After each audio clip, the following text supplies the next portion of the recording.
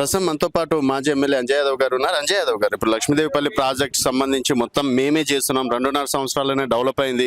9 సంవత్సరాలుగా వాళ్ళకి 50,000 కోట్లు ఇస్తే ఒక్క రూపాయి కూడా తట్టడి మన్ను తీయలేరు, మొత్తం అవినీతి చేశారని చెప్పేసి విమర్శిస్తున్నారు సార్. ఒకటండి, 56 ఏళ్ళు పరిపాలించిన పార్టీ లక్ష్మీదేవిపల్లి పేరు అని గుర్తుందా? స్థలం పేరు గుర్తా?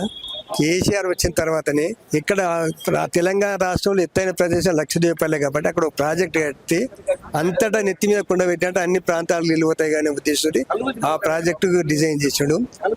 అయితే 6 మొత్తము పాలము రంగాడి స్కీమ్ లో 6 రిజర్వాయర్లు 5 కంప్లీట్ అయిపోయింది. దాదాపు ఇది ఒక్కటి లక్షద్వీపాలే మిగిలింది.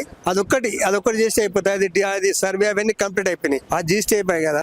మేము 30 మంది పిడికల మంది వెళ్ళి మొత్తం చేస్తే మంచిగా ఒకటే కదా, 5 అయిపోవచ్చు ఒకటే కదా, చేస్తే అయిపోతుంది. అది చేయాలని కోరుతున్నాను.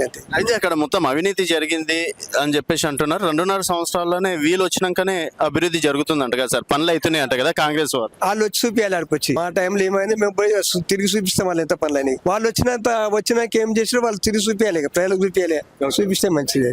అయితే ఇంకోటి సార్, ఇక్కడ అంటే కేసీఆర్ గారు కుర్చీ చేసుకుని మరి అక్కడ ప్రాజెక్ట్ కంప్లీట్ చేస్తా అన్నారు. చెప్పేది అర్థమైందా?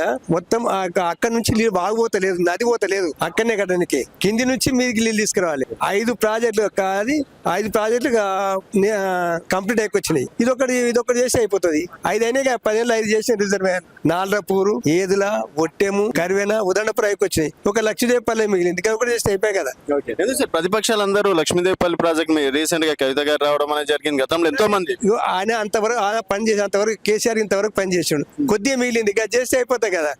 అదే మంచిదే కదా, చేస్తే మంచిదే.